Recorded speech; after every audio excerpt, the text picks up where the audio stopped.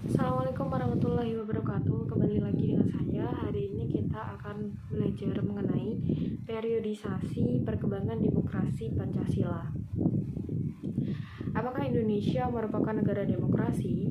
Nah, untuk menjawab pertanyaan tersebut, sudut pandang yang dapat kita gunakan adalah sudut pandang normatif dan juga empiris. Dalam sudut pandang normatif, demokrasi merupakan sesuatu yang secara ideal hendak dilakukan atau diselenggarakan oleh sebuah negara. Misalnya, kita mengenal ungkapan pemerintahan dari rakyat, oleh rakyat, dan untuk rakyat. Ungkapan normatif tersebut biasanya diterjemahkan dalam konstitusi. Apakah secara normatif, negara kita sudah memenuhi kriteria sebagai negara demokrasi? Jawabannya sudah, karena baik sebelum maupun sesudah amandemen Undang-Undang Dasar Negara Republik Indonesia tahun 1945 menganut prinsip demokrasi.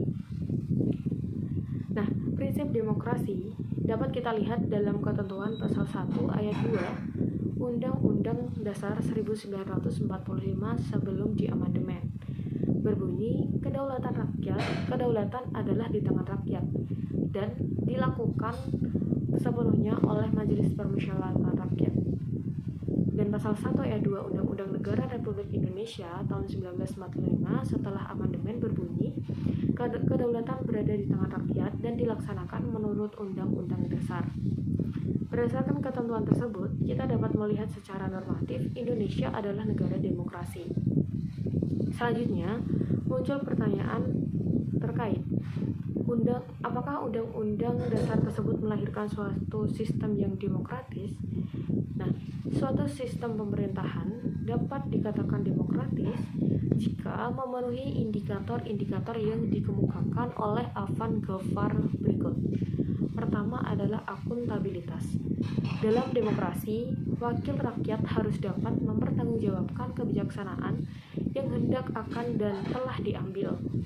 Wakil rakyat juga harus mempertanggungjawabkan ucapan atau kata-katanya serta perilakunya di hadapan Tuhan Yang Maha Esa dan rakyat yang dipimpinnya.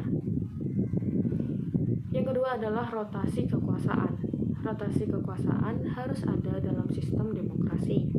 Rotasi kekuasaan harus dilaksanakan secara periodik sehingga tidak terjadi penyalahgunaan kekuasaan.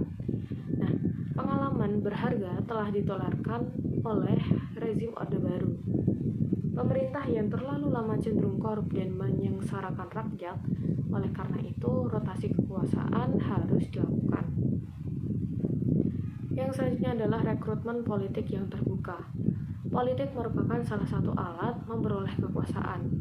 Wakil rakyat diusung oleh berbagai partai politik. Oleh karena itu, rekrutmen politik harus terbuka sehingga wakil yang diusung benar-benar bisa membawa aspirasi rakyat.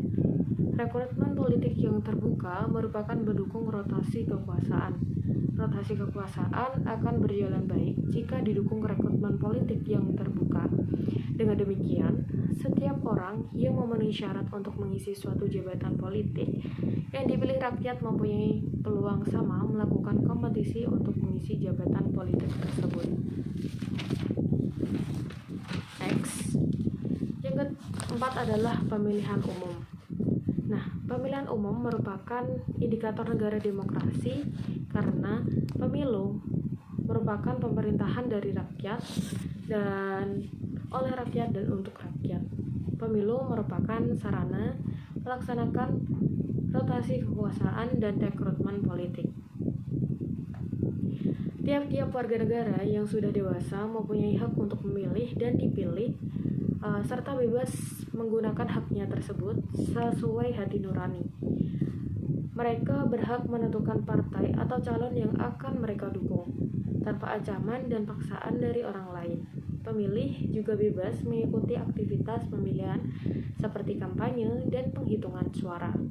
Dan yang kelima adalah pemenuhan hak-hak dasar. Manusia memiliki hak dasar yang dijamin oleh undang-undang. Dalam negara demokratis, setiap warga negara dapat menikmati hak-hak dasar mereka secara bebas seperti hak untuk menyatakan pendapat, berserikat dan berkumpul, serta menikmati pers yang bebas. Nah, cukup itu yang dapat saya sampaikan. Terima kasih banyak. Wassalamualaikum warahmatullahi wabarakatuh.